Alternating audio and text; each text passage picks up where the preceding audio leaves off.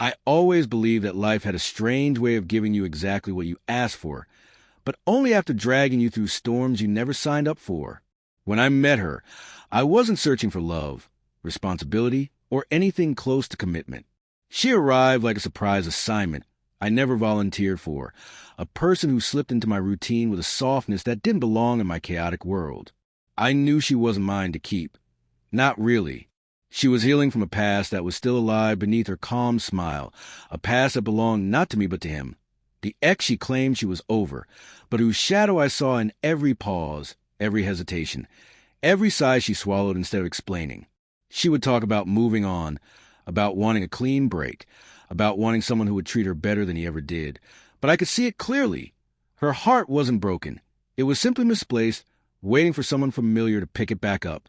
And I, foolishly or not, decided I didn't want to be the person holding something that fragile. So when her ex came back, the one she cried over, the one she pretended she hated, the one I quietly wished would return, I felt something I never expected: relief.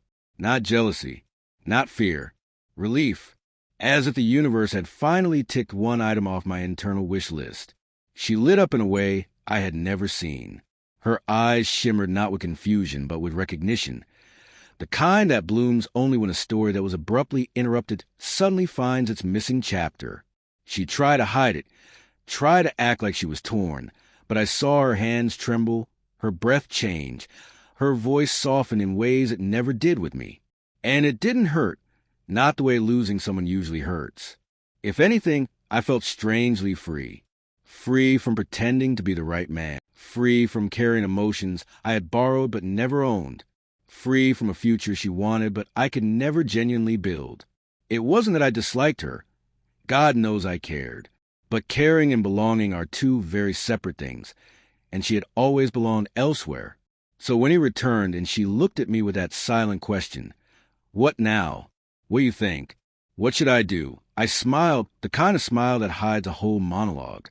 "You don't need my permission," I wanted to say. "Your heart already made the decision." And in that moment, I realized how strange humans are.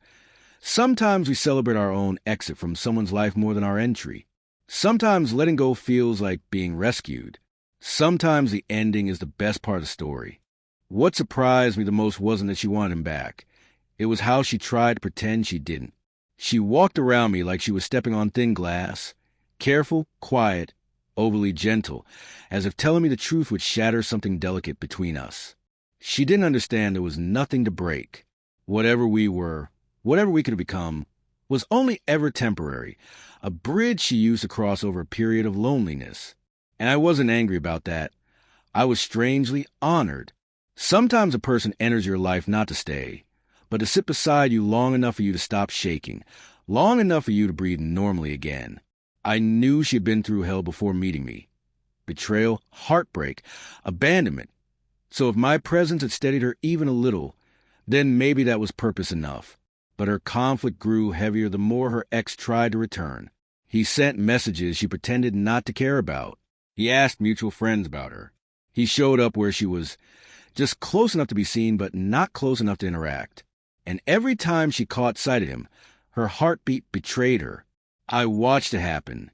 The transformation from uncertainty to hope, from hurt to longing, from trying to move on to wanting to go back.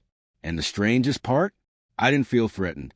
Instead, I felt the kind of clarity that settles in when something finally makes sense. She wasn't choosing him over me. She was returning to her unfinished story. And I wasn't the type of man who wanted to drag someone away from the place they truly belonged. I remember one evening especially. She sat beside me, nervous, her fingers twisting the edge of her sleeve. "Can I ask you something?" she whispered. Her voice trembled in that way that meant she already knew the answer, but needed someone else to say out loud. "If someone hurt you before but comes back later, do you think people can truly change?" I looked at her, at the quiet desperation in her eyes, and I knew she wasn't asking for advice. She was asking for permission. Permission to hope again. Permission to choose what she always wanted. Permission to leave.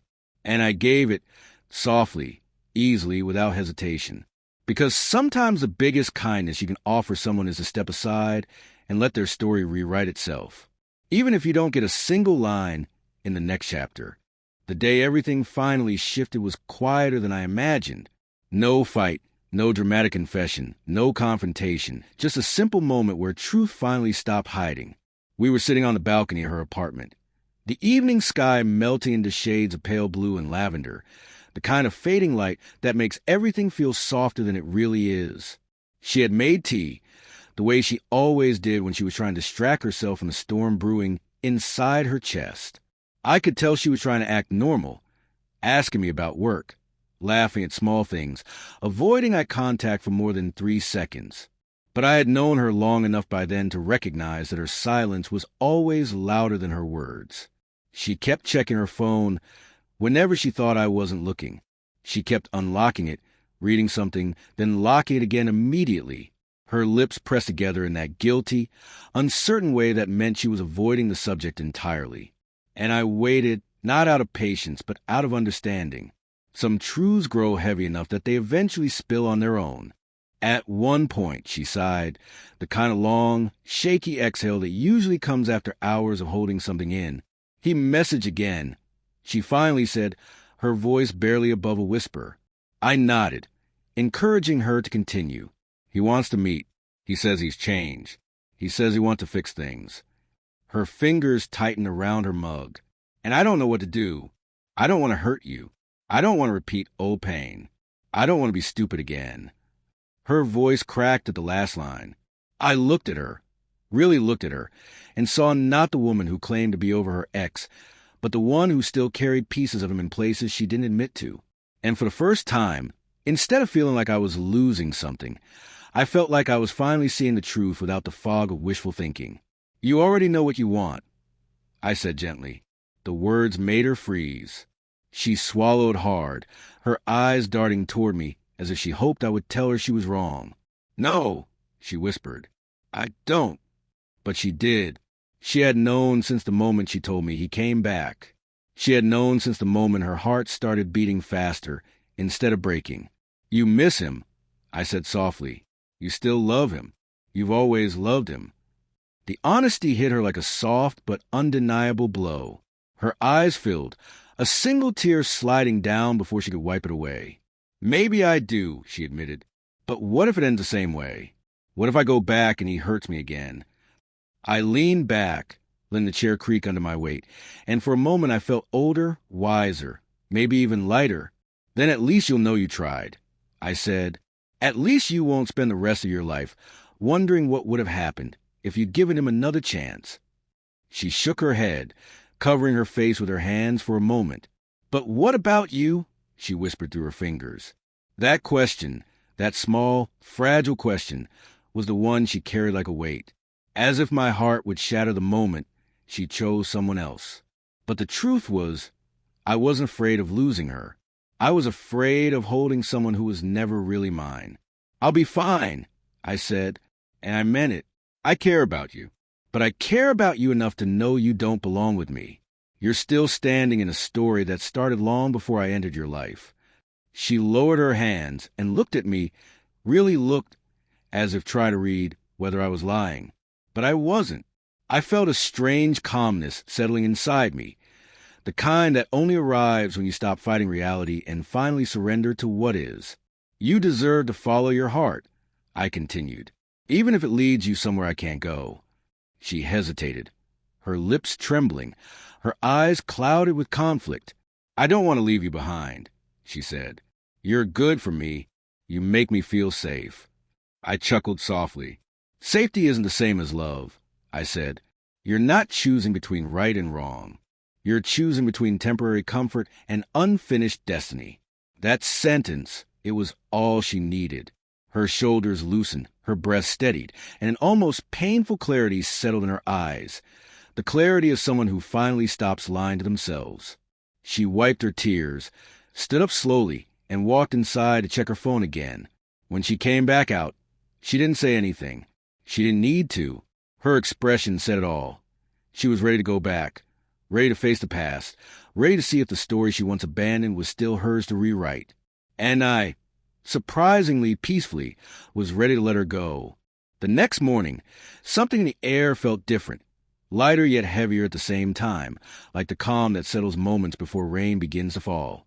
She moved around the apartment quietly, almost too quietly, as if every sound might reveal the truth she still wasn't brave enough to voice. I watched her from the kitchen doorway as she packed her bag, not hurriedly, not nervously, just thoughtfully, with the carefulness of someone trying not to disturb the fragile balance of her own emotions. Every few seconds she paused, staring at nothing, lost in some silent argument with herself. I didn't interrupt. I knew the war she was fighting wasn't with me. It was within her, between the woman she was trying to become and the woman she used to be. And when those two selves collide, no one else has the right to interfere. When she finally zipped the bag and turned around, her eyes met mine. They were steady, but soft, like she had already cried before walking out of her room. "I'm going to meet him," she said quietly. No excuses, no explanations, just the truth, delivered with the trembling courage of someone who expected disappointment, but hoped for understanding. I nodded, a simple gesture, but it felt heavier than any goodbye. She searched my face, maybe expecting anger or hurt or something dramatic, but all she found was acceptance. And maybe that surprised her more than anything. "Are you sure you're okay with this?" she asked. Her voice wavered slightly, as if she wasn't sure she deserved permission. "I'm okay," I said. "And even if I wasn't, this is still something you need to do." She looked down, gripping the strap of her bag. "You've been so good to me," she whispered. "I don't want to repay you with pain." I smiled faintly at that. She didn't understand, not yet, that letting her go wasn't painful. Holding on to someone whose heart belonged elsewhere would have been the real wound. "You're not hurting me," I said. "The only way you'd hurt me is by staying when you really want to leave." Those words hit her harder than I expected. She blinked rapidly, trying to hold back another wave of tears. For a moment, she stepped toward me, as if seeking comfort, but then stopped halfway. She knew she couldn't lean on me this time, not when the path she needed to walk was leading her back to someone else. So instead, she just whispered, "Thank you," and walked to the door. Her hand lingered on the knob for a second too long. Perhaps one last moment of hesitation, a final chance for her to turn around. But she didn't. She opened the door, stepped out, and closed it softly behind her. The silence that followed was unsettling. Not empty, just full of things I wanted to ignore. I sat down on the couch, staring at the spot she had been standing just moments earlier. And for the first time, a faint ache flickered inside me. Not because she left, but because I hadn't realized how much space she had occupied in my life until she was no longer there. Not emotionally, not romantically, but simply as a presence. She had been someone who brought warmth without intending to, someone whose laughter softened the sharp edges of my day, someone whose stories filled the quiet nights. And now the room felt slightly colder without her.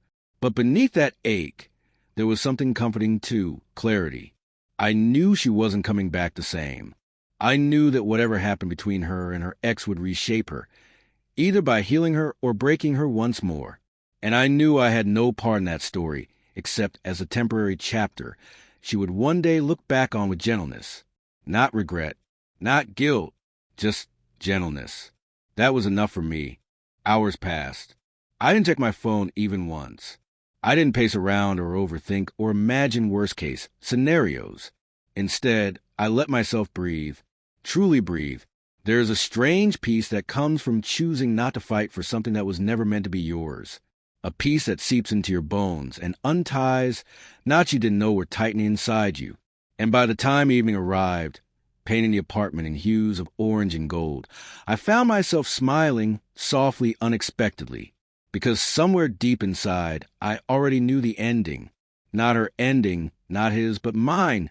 I would be fine. I would heal from a loss that wasn't even a real loss. I would move forward without bitterness. And maybe one day, I would meet someone whose heart wasn't half living in another story. Someone who would choose me without hesitation. Someone who wouldn't apologize for loving me. But for now, I sat in the stillness, waiting, not for her to return, but for the part of myself that had been waiting for closure to finally exhale. When she finally returned later that night, the room didn't shift, The air didn't tremble, and the world didn't pause dramatically the way stories often pretend it does. Instead, everything stayed exactly the same. Same dim lamp in the corner. Same saw from the ceiling fan. Same distant noise from the street below. But she had changed. The moment she walked in, I could tell. Her steps were lighter but slower, as if she was carrying both relief and uncertainty at the same time. Her shoulders weren't as tense as before, yet her eyes carried a kind of exhaustion that only comes after facing the truth head-on.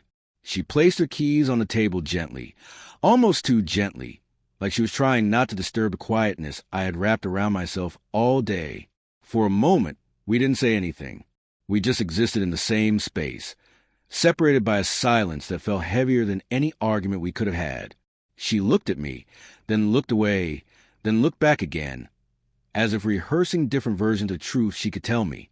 I could see it all on her face, the leftover emotions, the reopened memories, the fear of hurting me, the fear of hurting herself again, the small, fragile hope she didn't know how to hold.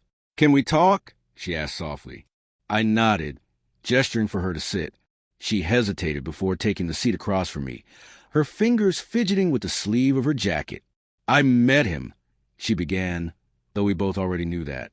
"We talked for a long time." She swallowed hard. "He apologized. Really apologized. Not the way he used to. This time it felt different." She paused, searching for words. "He told me things he never said before. Things I needed back then but didn't get." Her voice softened, and I didn't realize how much I'd been waiting to hear them until today. There was that invisible thread, tugging her back toward him. I could feel it even from where I sat. She wasn't telling me because she wanted approval. She was telling me because she wanted closure. Or maybe permission again. Or maybe she needed to say it out loud to understand herself. Did it feel right? I asked, keeping my tone gentle.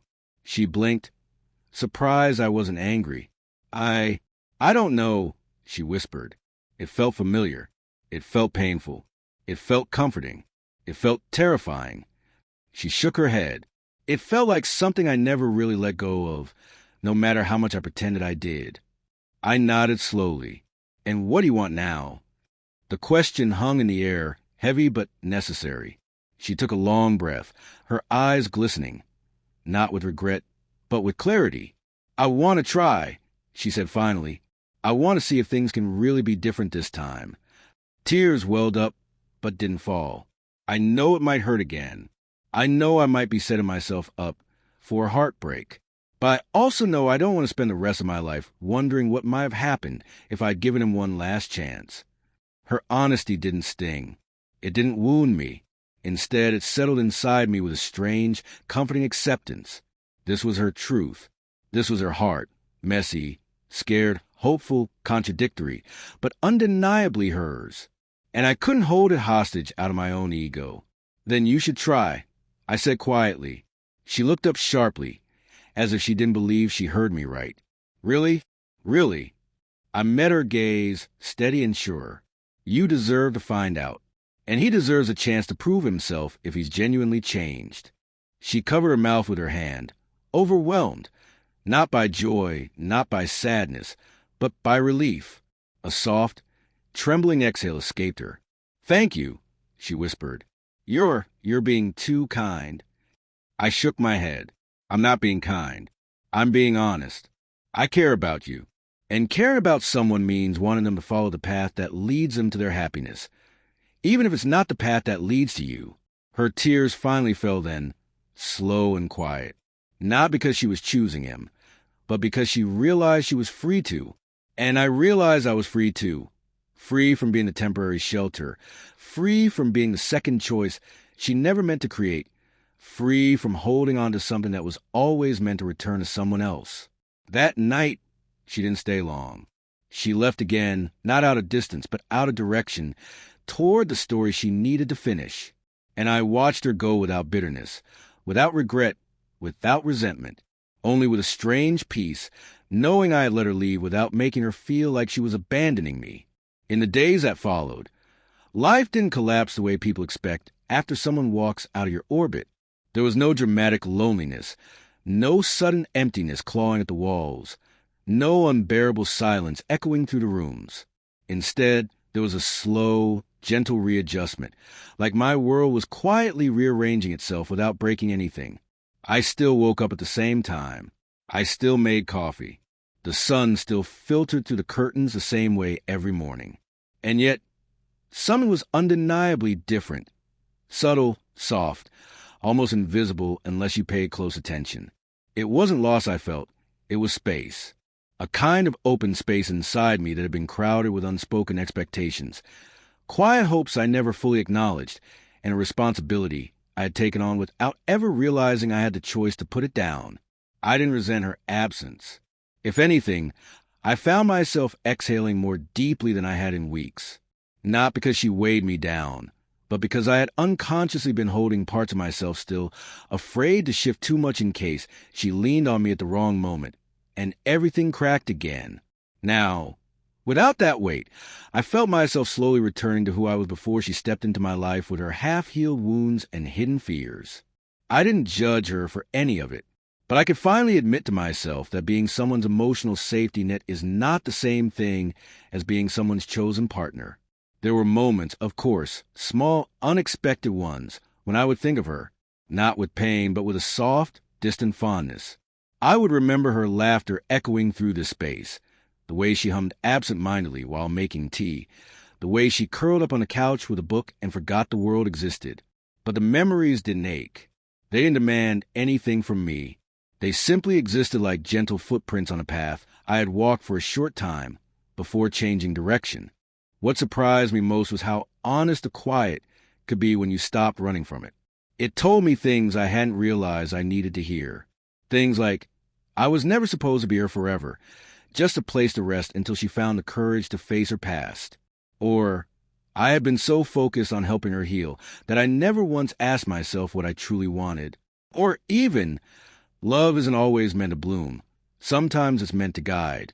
And in guiding her back to where her heart belonged, I had unknowingly set myself free too. People assume letting someone go is an act of sacrifice, but it isn't. Not always. Sometimes it's simply acknowledging reality without forcing it into a shape that doesn't fit. She belonged to a story that began long before my name was ever written into her life. I wasn't the hero or the villain, or even the main supporting character. I was just a temporary chapter, a necessary chapter, maybe, but temporary nonetheless. And accepting that felt less like heartbreak and more like clarity. A couple of times, friends asked how I was handling it. I always gave the same answer, I'm good. And for the first time in a long time, that wasn't a lie. There was no bitterness swirling beneath the words, no hidden ache pressing against my ribs. I wasn't pretending to be okay. I genuinely was. In fact, I felt more grounded, more centered, more myself than I had in months. One evening, I found myself sitting in the same balcony where she once confessed her fears, where she once held her breath waiting for me to tell her what to do. The air was cool, carrying the faint scent of night jasmine from the garden downstairs. The city lights blinked lazily in the distance, and for the first time since she left, I allowed myself to truly reflect. Not on her, on me, on what I wanted moving forward, on the kind of love I hoped to someday claim. Not borrowed, not half-given, not overshadowed by someone else's ghost. I didn't feel lonely. I didn't feel abandoned. I didn't feel replaced. I felt open to possibility, open to rediscovering myself, open to meeting someone who didn't need saving before they could love, someone who would walk toward me without hesitation, without confusion, without unfinished chapters pulling them backward. That realization didn't come with fireworks or sudden epiphanies. It came with a quiet certainty that settled inside me like a warm breath. I wasn't waiting for her. I wasn't waiting for anyone. I was simply moving forward. Finally, freely, fully. Weeks passed, and life unfolded with a steadiness I hadn't realized I'd been craving. There was no grand revelation, no dramatic turning point, no sudden surge of inspiration that changed everything. Instead, the transformation was subtle. Quiet shifts in perspective, small moments that stitched themselves together until I looked up one day and realized I was living differently. Not better, not worse, just truer. I stopped checking my phone for messages that would never come, not out of disappointment, but because I didn't feel the need to be tethered to something that was no longer mine. I stopped replaying memories the way people do when they're afraid to move on. I stopped carrying responsibilities that weren't meant for me. And slowly, without forcing anything, I found myself rediscovering the simple rhythm of my own existence. Sometimes, I would catch myself wondering how she was, wondering if she found the closure she sought, if the man she returned to had truly become better, if she had finally stepped into the version of her life she always hesitated to claim. But those thoughts weren't sharp or heavy. They drifted through me like passing clouds, present for a moment and then gone. I didn't feel the urge to check on her, didn't feel a pull to reinsert myself into her story, because I knew, with a calm certainty I hadn't expected to ever feel, that her journey had shifted into a lane parallel to mine, not crossing, not colliding, just moving alongside in the wide, unpredictable landscape of life.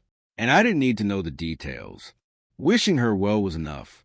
One afternoon, I decided to clean out some of the old things around my apartment. Things I'd been ignoring for too long. Papers, books, notebooks with half-finished thoughts, receipts from forgotten days. In one of the drawers, I found a Polaroid she'd taken of U.S. months ago. I didn't even remember keeping it. In the picture, she was laughing at something I had said, her hand on my shoulder, her eyes bright.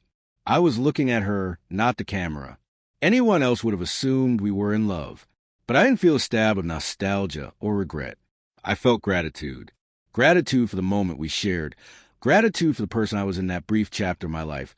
Gratitude for the fact that I had cared without needing to possess. I placed the photo back, not out of attachment, but out of respect for the memory it held. Not everything needs to be thrown away to move forward. Some things are meant to be kept, not as anchors, but as gentle reminders of who we once were. As days turned into weeks, I found myself focusing more on the present. I started spending more time outside, rediscovering the parts of the city I had ignored. I bought new books, cooked meals I'd always said I didn't have time for, spoke to friends I'd been unintentionally distant from. Life wasn't suddenly extraordinary, but it felt full in a way that didn't rely on anyone else's presence, full in a way that came from choosing myself without guilt. Then one evening, while sitting at a small cafe I'd recently started frequenting, I noticed something curious. People looked different to me, not as distractions, not as potential emotions waiting to be tangled, but as individuals with their own stories, their own unfinished chapters. I watched strangers laugh, argue, confess, cry, reconnect, and I realized something profound. We are all temporary characters in someone else's storyline, even when we think we're the main plot. Some chapters are short, some long, some transformative, some barely noticeable, but every chapter serves its purpose. And then came the moment I didn't expect. A woman walked into the cafe, someone unfamiliar, someone I'd never seen before. She smiled at the barista, ordered something simple, then glanced around and ended up sitting near me. We exchanged polite nods, nothing more. No spark, no dramatic moment, no instant chemistry. Just a simple, quiet acknowledgement of another human being. And yet, something about that simplicity struck me. Maybe love doesn't always arrive like a storm. Maybe sometimes it arrives like a gentle breeze, unannounced, unforced, unnoticed until it lingers. I didn't speak to her that day. I didn't need to. What mattered wasn't her specifically, but what her presence symbolized. That I was open, not searching, not desperate, not clinging, just open. That my heart had space again. That my story wasn't over simply because someone else returned to theirs. As I walked home that evening, the world felt a little wider, a little warmer. I realized that letting her go wasn't the end of anything. It was the beginning of everything I hadn't made room for before. I had given her the freedom to choose her own happiness. And in doing so, I had unknowingly chosen mine. And for the first time in a long time, the future didn't feel like a question mark. It felt like an invitation.